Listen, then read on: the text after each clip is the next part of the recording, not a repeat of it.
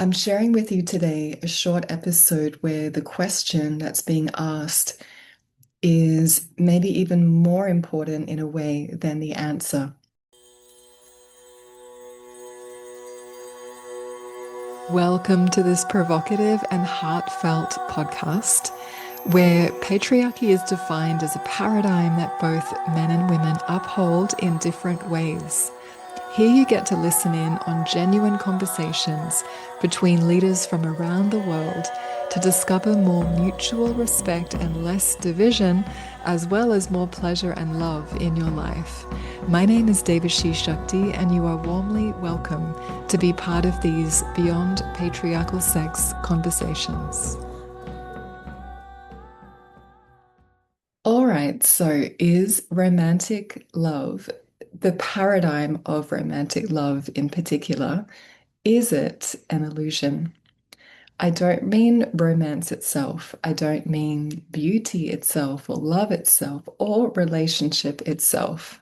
I mean the paradigm of how it happens and the inevitable fixation on each other in roles and the projection onto each other, the psychological projections onto each other, the expectations that come for that.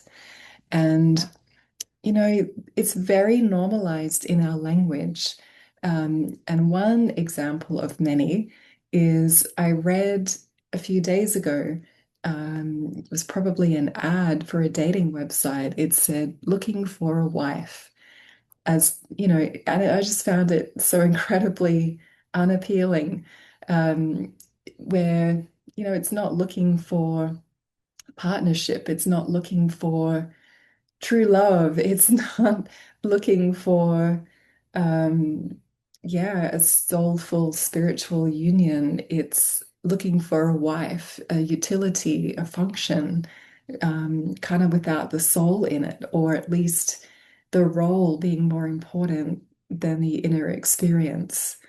And when people operate like that, which comes from many different statements, similar to that one, that create a mentality, that create an outlook, um, there is inevitable disappointment, betrayal, unrealistic demands, and the unmet childhood needs trying to be met through one person. This is what everyone struggles with in relationships. And partly it's the fixation that distracts, the fixation on each other that distracts from the absence we've had for a long time in Western culture, at least, of not having extended family support and connection and a living community. Um, Many cultures outside the West still do live this way and are able to provide each other with the support that's needed and share resources and all of the things that can allow a new family to thrive from the start. Um, but what that creates, that absence, that yeah, context of the nuclear family being in focus. I mean, it's already an underdeveloped nervous system in the capitalistic culture, and I'm not 100% against capitalism. It's more the way that it currently plays out in that survival mode nuclear family situation. And even though a lot of people are financially thriving, I'm not just talking about wealth on a monetary level. I'm talking about underdeveloped nervous systems trying to make it all work in the current paradigm of capitalistic patriarchy.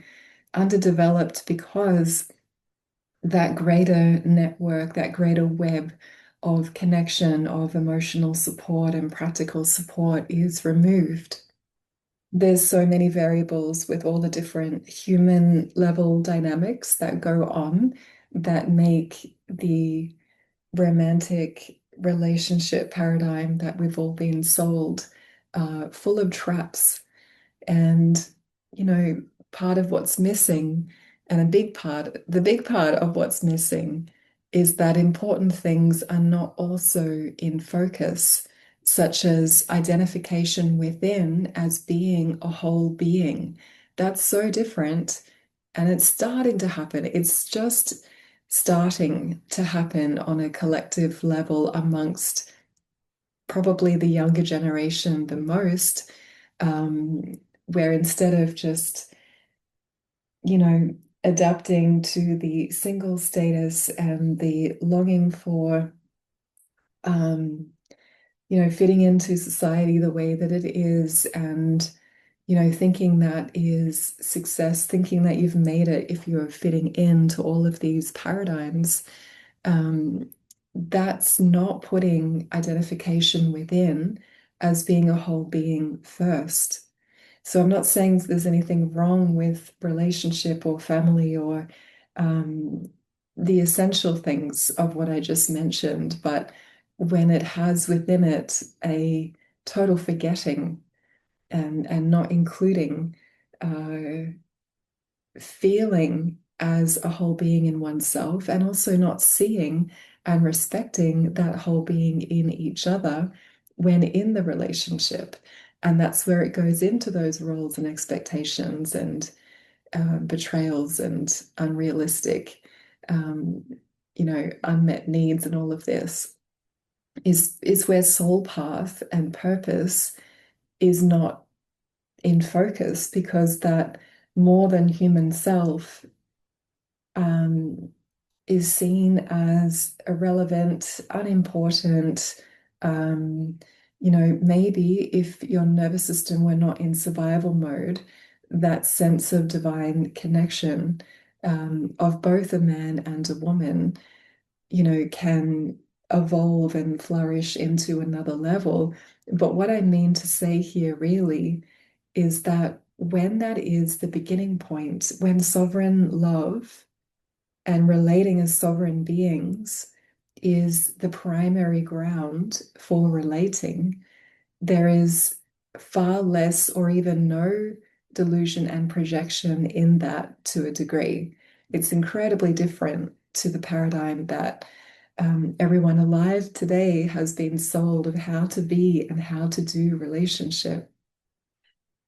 And so, what I'm suggesting here is, what if the intention for being together is to become more conscious, more self aware, and not hiding from oneself in each other, which is another one of the typical outcomes that happens from doing relationship the way people are conditioned to do.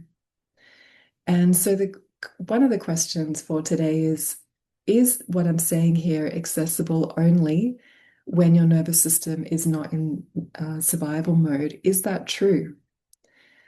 And is it possible to have a more conscious, soulful, actual partnership as two whole beings as the primary orientation to relationship from wherever you are at right now moving forward?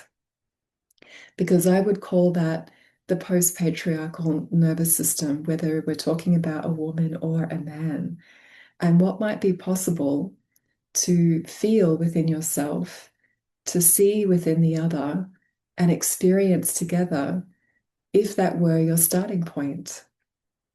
So today, this really brief message is just an invitation to start asking questions and to contemplate and to even share it with your partner or with a dear friend who's willing to be in this inquiry with you, and see what happens. Maybe you could even do a bit of writing about it, or sharing about it with someone. And you can also contact me with what you believe is and isn't possible on the voice note feature as well.